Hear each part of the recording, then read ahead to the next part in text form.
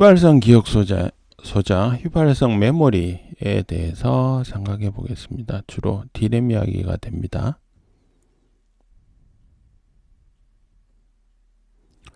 휘발성 기억 소자, 휘발성 잘 안 쓰는 단어라서 와닿지 않을 수도 있습니다. 휘발성 기억 소자 뭐냐면 전원이 차단되면 내용을 잃어버린다는 겁니다. 휘발해서 증발해서 날아간다 그런 뜻이죠. 휘발이 영어로는 발러타일이라고 해서 발러타일 메모리라는 단어 많이 등장합니다. 메모리 보다 보면. 근데 휘발성 메모리 대표적인 건 D램이 있고요. S램도 있습니다. D램하고 S램의 D는 다이내믹이고요. S는 스태틱. 램은 똑같습니다. 랜덤 액세스 메모리. 그러니까 임의의 위치에 있는 데이터를 읽어올 수 있는데 다이나믹하냐 스태틱하냐. 이건 다이나믹하고 스태틱은 메모리 단위 소자, 우리가 유닛 셀이라고 그러죠. 메모리 셀에 데이터를 갖고 있는 방식에 따른 차이입니다. 근데 이게 메모리로 봐서는 가장 큰 시장이 발러타일 메모리입니다. 그 중에서 D램이 제일 크고요. 그다음에 S램인 요즘은 좀 줄었는데 이전은 비슷했었습니다. 어쨌든 D램이 메인이다. 이게 가장 큰 시장이 되는 이유는 응답 속도가 빠르다는 거죠. 발러타일 휘발성 메모리 응답 속도가 빠르고요. 난발러타일 비휘발성 메모리는 속도가 늦습니다. 그게 그럴 수밖에 없습니다. 물리적으로. 그 응답 속도가 빠르고요. 전력 소모가 적습니다. 그러니까 이게 많이 쓰이는 거죠. 근데 D램은 이전에 비해서 점점 더 성장하고 있고요. S램은 점점 퇴조하고 있습니다. 이제 그 이유가 첫 번째로 드는 게 유닛셀의 크기가 다르다는 거죠. D램은요. 트랜지스터가 한 개만 만들면 원셀이 됩니다. 그래서 이전에 스케일링 가이드라인에서 로버트 데너드 이야기를 했었는데요. 로버트 데너드가 제안을 해서 만든 거죠. 트랜지스터에다가 커패시터 하나를 붙여서 빗셀을 구성을 합니다. 그 다음에 스태틱 S램은요. S램은 인버터 두 개를 서로 이렇게 연결을 하죠. 연결해서 이 치고 받으면 여기 0이면 정폭돼서 1을 만들고 1이 와서 다시 정폭돼서 0을 만들고 서로 이게 돌아가면서 안정적으로 이 상태를 유지를 하겠죠. 그래서 이 상태를 유지를 하는 걸 갖다가 우리가 레치라는 표현도 쓰는데 이 안정된 상태를 만들고 바깥에서 데이터를 읽으려고 할 때는 스위치를 하나씩 붙여서 이 스위치를 붙여서 이 셀에 0을 갖고 있는지 1을 갖고 있는지 읽어주겠죠. 그래서 이렇게 인버터 하나에 트랜지스터 2개 들어가기 때문에 2개 해서 4개, 5개, 6개 그래서 6개의 트랜지스터를 만들어진 셀인데요. 이거는 전압을 걸면 이 상태를 계속 유지하고 있게 됩니다. 물론 전원을 없애버리면 이게 전체가 다 날아가 있지만 전원이 걸린 상태는 유지되죠. 그런데 D램은 여기 전압을 걸어 놓더라도 이 상태에서 이 트랜지스터를 온오프를 시키지 않고 이 상태를 가만히 놔두면 한번 프로그래밍해 놔두면 여기 전하가 쌓여 있는 것을 기억하는 거거든요. 그 다음에 여기 전하가 뭐가 쌓여 있는지 얼마나 쌓여 있는지 읽어내는 게 D램이니까. 그 다음에 여기 CP라고 된 거는 커패시터 플레이트입니다. 이게 특정 전압을 걸어 놓고 있는 거죠. 그럼 이 사이에 커패시터에 있으니까 이 커패시터가 완전하지 않기 때문에 누설 전류가 있습니다. 그래서 이 데이터가 잃어버릴 수 있어요. 시간이 지나면. 여기서는 서로 이렇게 피드백을 주면서 유지를 하는데 루프를 돌면서 여기 유지가 안 되죠. 그럼 정기적으로 여기 데이터를 읽어갖고 여기 데이터를 한 번씩 써줘야 돼요. 그래서 그게 다이나믹 D램이 된 거죠. 다이나믹이라고 하는 것은 그러니까 얼마의 시간마다 여기를 다시 한번 써주는 그런 활동을 해야 된다. 그것 때문에 그런 건데요. 어쨌든 D램은 사이즈가 작고 S램은 사이즈가 크고요. 왜냐하면 트랜지스터 개수만큼 사이즈가 나오니까 크고 그 다음에 SRAM이 이걸 유지하기 위해서 쓰는 전력이 이걸 정기적으로 얼마 만에 한 번씩 다시 써주는 것보다 전력이 더 많이 듭니다. 그래서 SRAM이 전력을 더 많이 쓰거든요. 그래서 작게 만들고 용량을 같은 부피에서 용량을 많이 넣고 같은 칩 사이즈에서 용량을 많이 넣고 전력도 적게 소모하려고 하다 보니 원티 빗셀을 쓰는 D램을 점점 많이 쓰게 됐고 SRAM은 조금씩 줄어들고 있다 하는 거죠. 그 다음에 이제 D램이 이 메인 기억 장치가 저전력에 많은 용량을 제공할 수 있으니까 메인 기억 장치가 되고 메인 메모리가 되고, 그래서 요즘 AI 나오면서 메모리가 많이 필요하면 점점 더 많아지는 그런 상황이 되겠죠. D램 볼까요? D램은 원 트랜지스터 메모리이고요. 원T 원C 구조고, 앞서 이야기했죠. 리프레시 사이클, 정기적으로 리프레시 해준다. 정기적으로 한 번씩 새로 이 데이터를 써줘야 되는 일이 필요하고요. 8F 스퀘어 셀이라는 게 있고 6F 스퀘어 셀이라는 게 있습니다. 이거 F는 미니멈 피처 사이즈, 가장 작은 선폭이라고 하고요. 피치로 보면 half 피치 정도 됩니다. 이게 6F 스퀘어 셀이 있고 8F 스퀘어 셀인데 6F 스퀘어 셀을 요즘 많이 씁니다. 옛날에 8F 스퀘어 셀을 썼어요. 그 이유가 뭐냐면 이론적으로는 그 원T 원C 원 트랜지스터 원 커패시터 빗셀을 만들 때 6F 스퀘어 셀로 만들 수 있어요. 근데 옛날에 왜 8F 스퀘어를 썼냐? 6F 스퀘어 셀에다가 중간에 공간을 주고 띄웠습니다. 왜 띄웠냐면 이걸 하려고 그랬어요. 폴디드 빗라인. 근데 요즘은 이게 폴디드 빗라인 안 하고 점점 더 작게 만들어야 되겠다 생각해서 오픈 빗라인을 씁니다. 무슨 뜻이냐면 이게 폴디드 빗라인인데요. 여기 빗라인하고 빗라인, 센스 앰프는 빗라인 두 개를, 요 데이터가 넘어다니는 이 빗라인 두 개를 서로 비교해서 아주 그거의 미세한 차이를 갖고 하나가 상대적으로 0인지 1인지 이렇게 구별을 하는 거거든요. 근데 구별을 하는 건데, 원래 이 센싱하는 방법이 뭐냐면 모든 빗라인에다가 이렇게 모든 빗라인이든 빗라인 바든 오퍼레이션 전압의 절반 정도만큼을 이렇게 프리차지를 해줍니다. 그러니까 오퍼레이션 전압의 절반만큼을 이렇게 전압을 공급을 하죠. 그런 다음에 게이트 전압이 이제 워드라인인데 워드라인을 열어서 빗라인 쪽에만 이 데이터를 여기다 실어줍니다.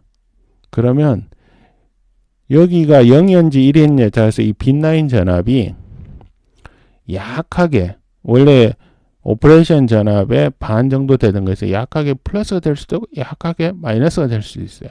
그 미세한 것을 갖다가 센스앰프가 센싱해서 읽어내면, 원래 여기 미세하게 높았으면 이건 높은 전압으로 가고요. 이건 낮은 전압으로 가고요. 여기 미세하게 약했으면 낮은 전압에서는 0으로 가고 여기는 오퍼레이션 전압까지 올라갑니다. 그래서 그렇게 하는 게 센스앰이거든요. 근데 여기 빗라인하고 빗라인 바를 워드라인이 같이 연결되어 있는 하나의 블락 내에서 취하면 상대적으로 여기 빗라인하고 여기 빗라인 바라고 하는 기준되는 요 빗라인하고 노이즈가 적게 탈 거라는 거죠. 근데 여기 인접한, 그래서 노이즈가 적게 타게 하기 위해서 에러율이 낮아지게 하기 위해서 게이트를 이렇게 연결할 때, 게이트 워드라인을 하다 보면 이 빗라인하고 빗라인 바가 이렇게 게이트를 공유를 하거든요. 워드라인을 공유를 할 때 인접한 것을 쓰게 되고, 근데 6F 스퀘어 셀을 쓰면 인접한 게 동시에 데이터를 턴온 시킬 수 있거든요. 트랜지스터를 턴온 시켜서 이렇게 넘길 수 있거든요. 그러니까 이 8F 스퀘어 셀에서는 이렇게 오면 트랜지스터가 두 개마다 하나씩 온이 되게 만드는 거예요. 그렇게 하려고 보면 여기는 분명히 온이 안 돼야 되거든요. 그렇게 하다 보면 8F 스퀘어 셀이 돼요. 오픈 빗9은 뭐냐면 우리가 센스 앰플을 만들 때 빗9 바를 다른 블락에서 가져온 겁니다. 여기도 블락이 있고요. 여기도 블락이 있어요. 블락이 있는데 6F 스퀘어가 셀하면 여기 여는 순간 요 빗9하고 그 다음 빗9이 동시에 턴온되는 경우가 생깁니다. 그러니까 두 개는 턴온되고 한 개 턴온 안 되고 이런 식으로 해갖고 2대1 비율로 가는 거거든요. 6F 스퀘어 셀을 가면. 그렇게 하다 보니까 바로 옆에 거하고 하면 센싱이 안 돼요. 둘 다 데이터가 있기 때문에. 그래서 여기하고 다른 블락하고 비교하는. 그러니까 이게 센스 앰프가 센싱하는 빗9이 서로 연결되어 있는 이렇게 접해 있는 듯한 느낌을 주잖아요. 그래서 이게 폴디드고요. 이건 팔을 양쪽으로 벌리고 있잖아요. 그래서 이거 오픈 빗9이라고 하는 겁니다. 단순하게 해프 피치를 줄이는데 한계가 있으니까 셀 블락 구조에서부터 작게 만들려고 해서 요즘 오픈 빗9을 쓰는 추세고 옛날에는 폴디드 빗9을 썼다. 근데 D램이 어느 정도 한계가 있습니다. 뭐 한계가 있냐면 앞서 설명을 할 때 이 센샘플 동작시키기 위해서 센샘플 동작시키기 전에 빗9하고 빗9 바 레퍼런스를 오퍼레이션 전압이 절반 정도로 프리차지를 시킨다 그랬잖아요. 프리차지 데이터를 읽기 위해서 프리차지하는 시간이 필요하죠. 그러니까 이만큼이 속도가 느려지는 게 되는 겁니다. 그 다음에 집적도 향상을 위해서 이 워드라인이나 빗9이나 여기 요 셀하고 그 인접의 셀하고는 빗9 공유하거든요. 워드라인도 이렇게 보면 인접의 셀하고 워드라인을 공유를 합니다. 그러니까 블락을 크게 만들면 크게 만들수록 이게 센스 앰프나 이렇게 다른 거 붙여야 되는 주변부가 적어지니까 전체가 적어지거든요. 그래서 이제 집적도 향상을 위해서 빗9에 붙이는 셀도 늘리려고 하고 워드라인에 붙이는 셀도 늘리려고 합니다. 그러니까 블락이 가로 세로로 다 커지죠. 그러니까 블락을 일부러 키우다 보니까 블락을 키우면 빗9 커패시턴스나 워드라인 커패시턴스 커지거든요. 근데 커패시턴스가 커지는 만큼 스피드는 떨어집니다. 그래서 그것 때문에 속도가 느려지는 면이 있고요. 그 다음에 이 트랜지스터가 D램 트랜지스터, 여기 셀에 있는 이 트랜지스터는 성능이 그렇게 좋지 않습니다. 왜냐하면 여기 커패시턴스가 누설 전류가 생기는 방향이 커패시터 자체에서 누설 전류도 생기지만 트랜지스터의 이 오프 커런트 때문에도 생기거든요. 그럼 트랜지스터 오프 커런트를 줄이려면 스레시홀드 볼테지를 올려야 되고, 그럼 스레시홀드 볼테지를 올린 만큼 온 커런트는 줄어듭니다. 그러니까 속도가 빨라지지 않는 거죠. 속도가 얼마 이상 못 내는 거죠. 그러니까 이게 트랜지스터 자체의 성능이 제약이 존재합니다. 그 다음에 셀 커패시터는 데이터를 크게 많이 갖고 있는 만큼 나중에 이 리프레시 얼마나 한 번씩 데이터를 읽어줘야 되는 부담이 적잖아요. 그러니까 이 셀 커패시터 이거를 그렇게 작게는 안 만든다는 거죠. 그래서 이 커패시턴스는 크고 여기 저항은 또 크고, 그러면 이 저항하고 이 커패시터하고의 RC 값 자체가 커지는 거죠. 그러니까 얼마 이하로 못 줄인다는 겁니다. 그러다 보니까 셀 자체의 스피드가 빠르지 않다는 거죠. 근데 이 문제를 어떻게 해결하냐? 이게 이제 하드웨어에서 캐시를 쓰기 시작했다는 거죠. 그러니까 컴퓨터에 우리가 쓰는 PC나 이런 데 컴퓨터에 맨 메모리가 있습니다. 맨 메모리 주로 D램을 씁니다. D램을 쓰는데 원래 CPU에서 메인 메모리에서 데이터를 불러오는 기준은 2 fetch 사이클입니다. 클락을 CPU 클락에 두 개마다 데이터를 읽어올 수 있어야 된다는 거죠. 그러니까 CPU가 메인 메모리에 데이터 줘라고 이렇게 신호를 주고 이 첫 클락에 신호를 주고 두 클락 뒤에 D램의 메인 메모리에 있는 데이터가 CPU 쪽으로 넘어오는 거죠. 이게 이제 2 패치 사이클입니다. 근데 이게 2 패치 사이클이 되려면 데이터 CPU가 메인 메모리에 명령을 주는 게 있고 오는 게 있기 때문에 원래 클락의 한 클락 시간 안에 메모리가 데이터를 읽어와야 되거든요. 근데 이전에 1980년대 이렇게 보면 D램에 이 데이터를 읽어오는 시간이 최대로 짧게 나왔을 때 60나노세컨드 이 정도까지 나온 적이 있습니다. 근데 많은 경우에는 100나노세컨드, 70나노세컨드 이 정도였어요. 그래서 70나노초 이 정도였던 거죠. 그러면 클락이 70나노초보다 클락이 빠르면 곤란하다는 거죠. 그래서 이전에 80286, 그다음 8088 이 시대, 8088 옛날에 IBM XT라 그랬는데 XT 시대에 CPU 클락이 얼마였냐면 4.77MHz 정도였어요. 그 다음에 80286 IBM AT라고 불리던 시대에 CPU 클락이 6MHz, 8MHz 아주 빠른 건 10MHz까지 있었어요. 근데 10MHz면 클락의 주기가 얼마입니까? 100나노세컨드죠. 그러니까 그때까지는 메인 메모리, D램이 CPU를 따라갔습니다. 근데 그 다음에 CPU는 발전을 하는데 D램은 스피드를 못 올렸어요. 올릴 방법이 없던 거죠. 기본 제약이 있는 거죠. 그래서 80386이 되고 난 다음에 80386은 CPU 클락이 20MHz였습니다. 50나노세컨드죠. 한 주기가. 그러니까 메인 메모리가 CPU 못 따라가네? 그런데 CPU는 계속 기다리기는 불편하잖아요. 왜냐하면 데이터를 메인 메모리 읽어와서 CPU에서 작업을 해야 되는데 그러니까 그렇게 하지 말고 CPU가 예상되는 걸 미리 읽어라 라고 지시를 하는 거죠. 그러면 메인 메모리 쪽에서는 그걸 갖다가 그 부분의 걸 왕창 읽어갖고 캐시 메모리로 넘겨주는 겁니다. 그게 이제 하드웨어 캐시예요. 그래서 D램 내에서는 페이지 모드, 버스트 모드, 데이터를 한 개, 두 개 이렇게 읽어오는 게 아니고 페이지 전체를 읽어주는 거죠. 그리고 그거를 CPU가 지시한 거 상관없이 그냥 버스트 모드로 그냥 넘겨주는 거죠. 그렇게 넘겨주고 CPU는 이 D램에서 왕창 넘어오는 이 많은 데이터를 캐시에 두고, 캐시는 SRAM 같은 걸 써서 CPU 스피드를 따라가는 겁니다. 그러니까 이 CPU가 캐시 메모리라는 완충지대를 주고 메인 메모리에서는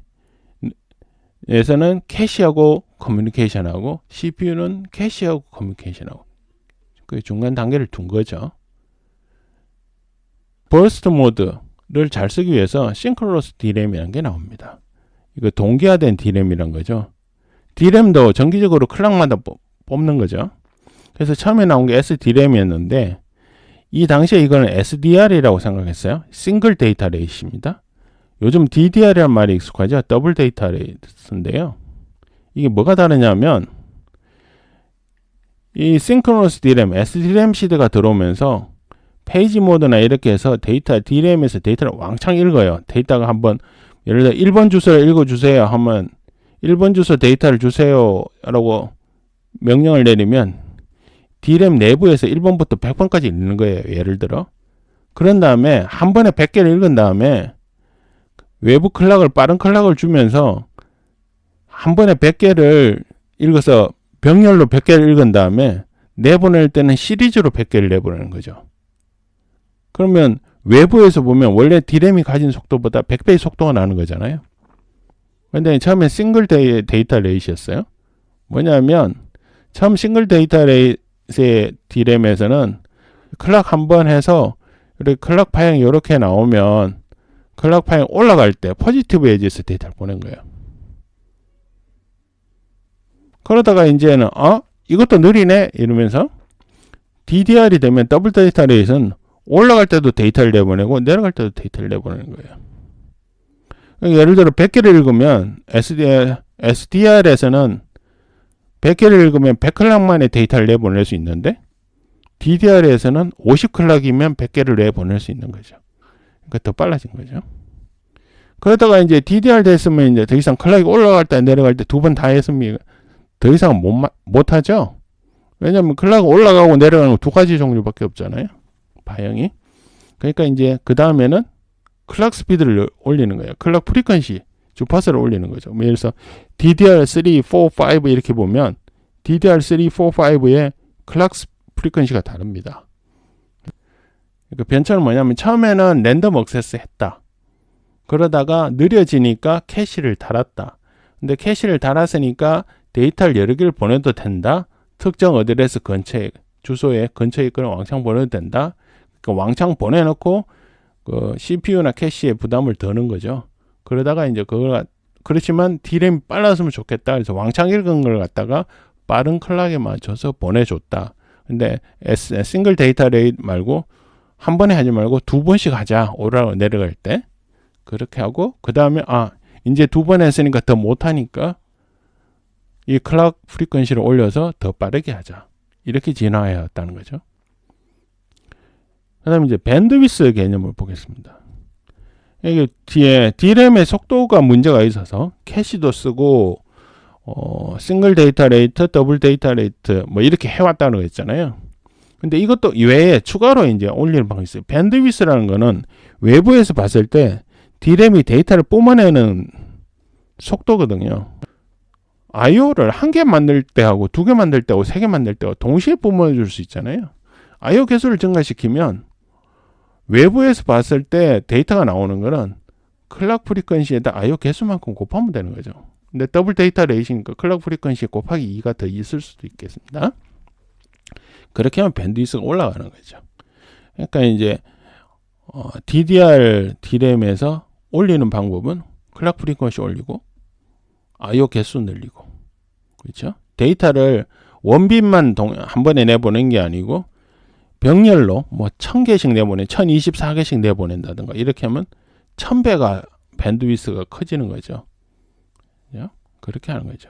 HBM은 하나의 칩에서 이렇게 IO를 왕창 늘렸어요. 근데 IO를 왕창 늘리면 이게 IO가 칩 내에서 긴 메탈 라인으로 금속선으로 달리면 이게 촘촘해지고 하고, 그러면 그 칩에서 IO가 차지하는 면적도 넓어지고 IO 사이에 라인이 이렇게 달리다 보면 라인을 쭉 길게 뻗어나가다 보면 두 개 사이에 커패시턴스도 생기고, 그러니까 그 자체의 스피드 부담도 있고 칩을 작게 만드는데도 부담이 생깁니다.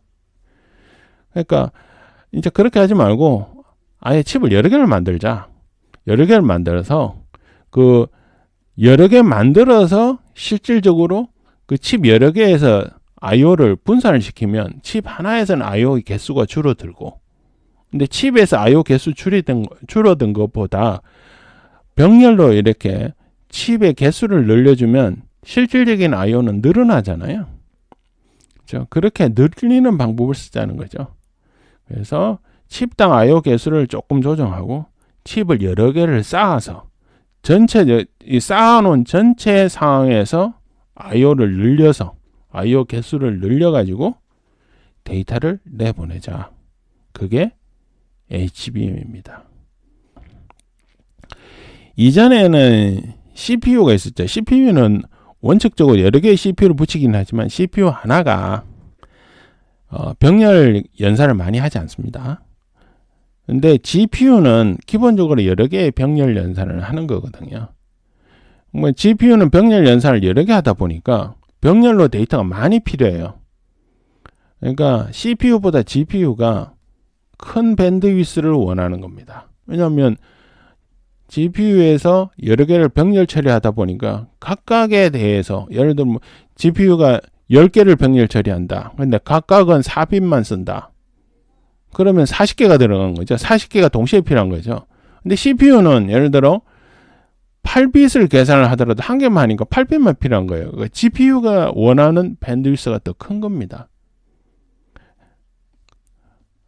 그래서 하이 밴드위스 D램이 필요하게 된 거죠.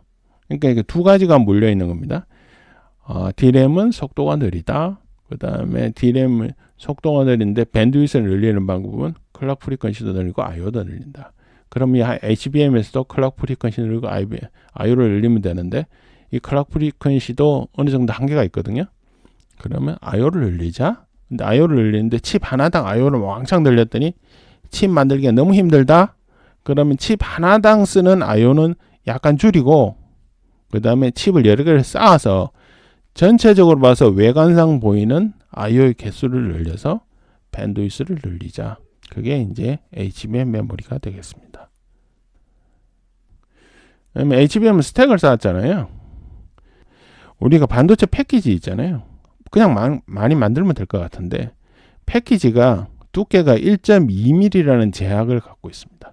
이게 모바일 때문에 그런지 해서 PCB에 붙였을 때 납작하게 딱 붙어 있고 너무 그 칩만 튀어오르면 안 돼서 그런지 모든 칩은 가능하면 1.2mm 두께 안에 만듭니다. 단위 칩당 1.2mm라는 전체 두께, 뭐 껍데기, 뭐 껍데기 몰딩 두께까지 이런 거 다 차보면 계산해 보면 이게 칩 두께가 40마이크론 이하가 됩니다. 16단을 만들려면. 근데 이게 40마이크론 만들면 될 것 같은데 이게 40마이크론 이하가 되면요.